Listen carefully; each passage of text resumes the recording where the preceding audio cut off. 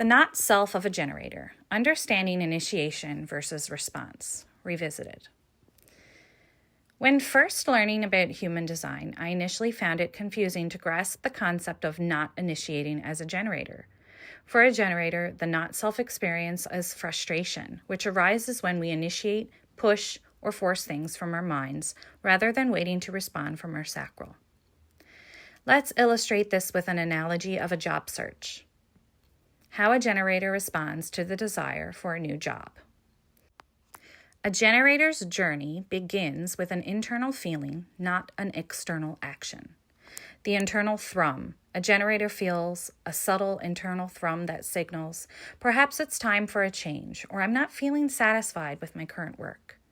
This is a natural internal awareness, an energetic shift, not a decision to act yet. Openness to stimuli. With this internal thrum, the generator then naturally becomes open and receptive to external stimuli-related jobs. This is where looking at ads comes in. They might browse job boards such as LinkedIn or Indeed, check company career pages, notice job postings in their social media feed, or become more attentive when their friends or colleagues mention job-related topics. Perhaps even mentally ask the universe, show me what's next for me. The sacral aha. As they encounter these external stimuli, their sacral center provides a binary response. Aha. Energetic expansion. A specific ad, company, or role sparks a deep, undeniable gut feeling of recognition, excitement, or energetic pull. This is the authentic response. Energetic contraction. Alternatively, they may feel a subtle no, a contraction, heaviness, or disinterest. Silence. If there's no clear yes or no, it simply means there's nothing for them to engage with regarding that particular stimulus. Action from response. Only after receiving a clear yes from their sacral do they proceed to take action, applying for that specific job, researching the company, or reaching out for more information. Their action is a direct response to an external invitation that has lit them up. Why this is not initiating. A generator isn't sitting down and mentally conjuring up a job they want, then trying to create that job out of thin air. They are not proactively creating opportunities that don't yet exist. Instead, they are observing what life is presenting to them and responding to specific opportunities that ignite their inner authority. The world, via job ads, people, events, etc., is asking them a question and their sacral is answering. What initiating looks like for a generator. Using the job search analogy, here's what initiating would look like for a generator and how it leads to frustration. Mental pushing. I need a new job. I'm going to just start emailing every HR department in my city, even if they have no openings posted, and tell them why they should hire me.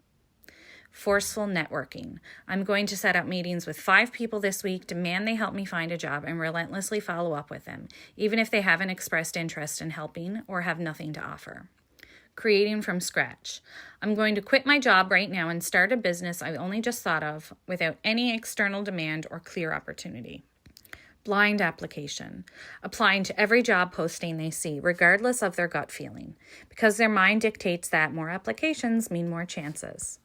This often leads to wasted energy on applications for roles that are not correct for them, and frustration when they don't get responses or interviews for jobs that wouldn't have brought satisfaction anyway. In essence, initiating for a generator is trying to make things happen based on mental ideas, efforting and pushing against the natural flow of life, rather than waiting for life to present something to which they can respond with their sacral energy. Generators are not designed to take initiative in the way that many traditional work environments define it. This was a source of confusion for me, particularly during my teaching internship. During my teaching internship, I had received a lower grade for taking initiative. This was something I genuinely struggled with because if I tried to simply start doing something without a clear sense of direction or obvious task to respond to, it often led to wasted energy and rework. This became a clear experience of the not-self generator's frustration. At the time, I couldn't understand why I couldn't just be asked to do something directly. I now understand that I could have utilized my generator strategy by asking more questions like, what needs to be done? This is not initiating, it's creating an opportunity for an external prompt.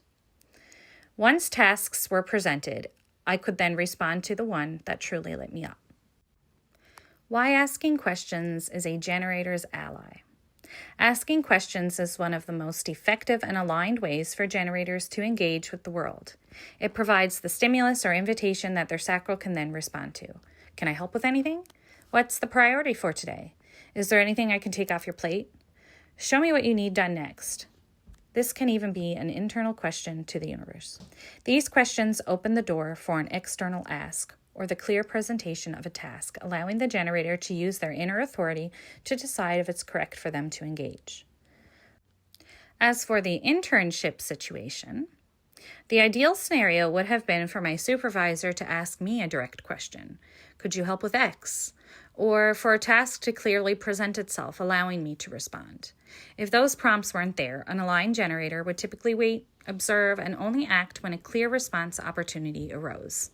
This can be challenging in environments that highly value proactivity, which is often defined as generator initiation. The influence of societal conditioning. It's important to acknowledge that manifestors and manifesting generators can initiate, and this ability is often highly valued in traditional work environments, becoming a form of conditioning that affects non-manifesting types like generators. My own upbringing provided a vivid example. When I was about 8 years old, my mother went back to school earning a degree in medical office and administration.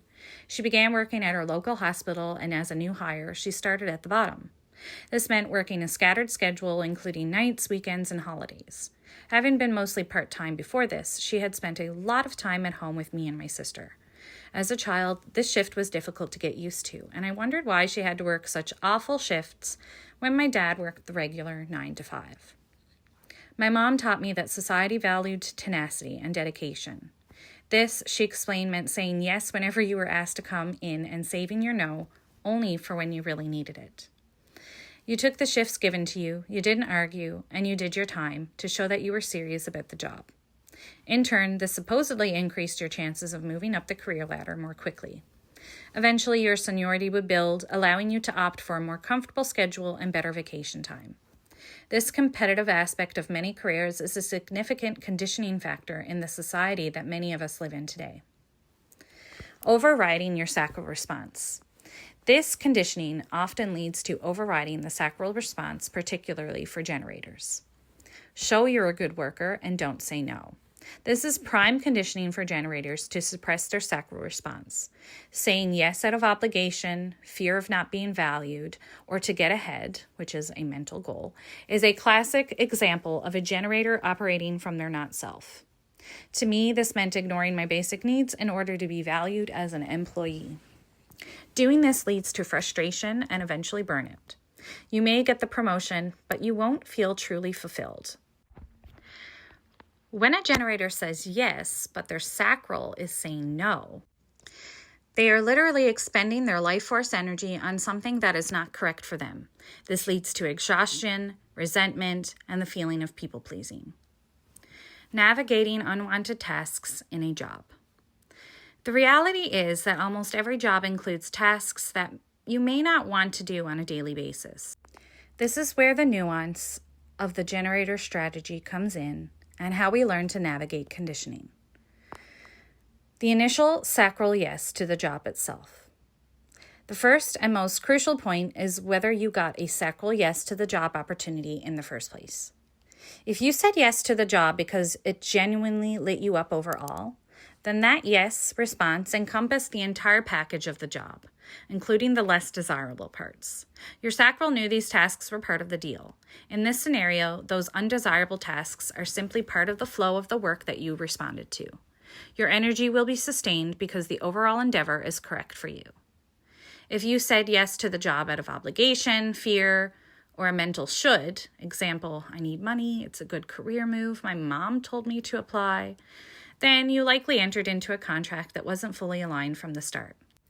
This is where frustration and burnout are most likely to occur, as you're consistently pushing against your own energetic truth, not just for specific tasks, but for the job itself.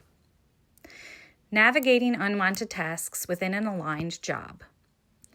Assuming you initially responded with a yes to the overall job, here's how to handle those less than thrilling tasks. It's a no to the task, but a yes to the job.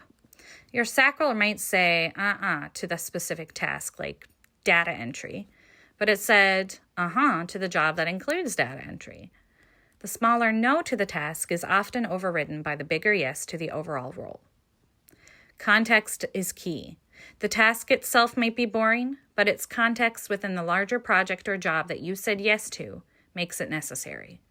Generators are here to build and master, and sometimes mastery involves doing repetitive or less exciting things as part of the process. Speed and efficiency. For tasks that don't light you up, the goal is often to get them done as efficiently as possible. Don't dwell on them, just move through them. Look for the within the task, if possible. Sometimes even a mundane task can have a tiny aha element. Perhaps it's the satisfaction of checking it off, or seeing how it contributes to a larger project that you do enjoy. If you can find even a small energetic hook, it helps. Energy management. Recognize these tasks as energy drains. Compensate by ensuring that you have more yes tasks in your day or week, and that you get adequate rest and rejuvenation outside of work. Delegate or automate if possible. If you're in a position to, consider if these tasks can be delegated or automated. This is more about efficiency than avoidance. The plateau of frustration. Human design talks about the plateau of frustration for generators. This is a natural part of the mastery process. You might hit a point where a task or project feels frustrating. This isn't necessarily a sign to quit, but a signal to pause. Perhaps ask clarifying questions. Is there a different way to do this? Or wait for a new energetic opening before pushing through. It's an opportunity for growth and finding a new flow. The journey of deconditioning. In conventional employment, it's not always possible to be perfectly aligned. However, the more a generator can lean into their strategy, the more opportunities for aligned responses will appear, and the less frequently they will find themselves in situations where they have to say yes when they mean no. It's about building awareness and gradually shifting your energetic landscape. Minimizing yes when you want to say no. In many jobs, there are moments where you will have to say yes to something your sacral initially resists, especially when starting out or in hierarchical structures. My goal is minimization, not perfection. It can be hard to get it completely perfect, but I save my energy for those moments where I have to push through. I have managed to minimize the number of times I say yes when I want to say no. However, it is still a work in progress. Building your field. The more I aligned with my sacral, the more connected and aligned I became with my career. Anything that I had a choice in, I opted to go with my sacral. Ultimately, I did love teaching. Reconnecting with that bigger picture, which was sharing knowledge and shaping the future, allowed me to mindfully search for even the smallest glimmers of satisfaction and to do those tasks first. For example, if I had to do a task I really didn't want to, like call a parent about behavior, I would ask to have someone nearby just in case that conversation didn't go well. This eased the pressure slightly. Whenever paperwork was required, I looked for ways to make it easier and more efficient. The more times I performed the task, the better I became at doing it, which was very satisfying for me. Those moments where I see a student succeed also light me up because it puts into perspective why I do the tasks that I do. In essence, while there are always tasks that aren't inherently fun for a generator, the key is to ensure that the overall job or project was a sacral yes. If it was, your energy will support you through the less desirable parts. The work of deconditioning is to increasingly honor your sacral in all decisions, big and small, so that you attract more of what truly lights you up and minimizes the need to push through. Waiting to respond for a generator is about cultivating a deep awareness of your body's subtle signals and the opportunities life presents. It's a dynamic interplay between the external world, your processing mind, and your powerful intuitive sacral. By consistently honoring this strategy, generators align with their true nature, tap into their incredible wellspring of sustainable energy, and experience the deep satisfaction that is their birthright.